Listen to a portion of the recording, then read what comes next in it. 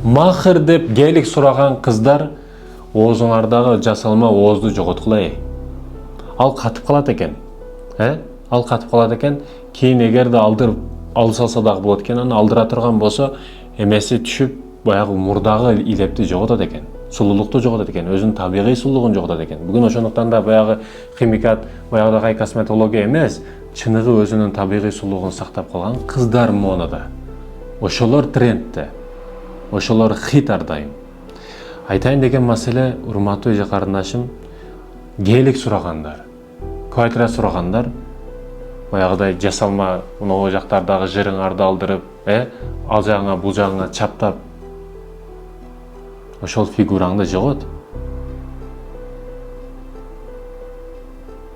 Гейлик сурагандар табигый өзүңдүн сулуулугуң гана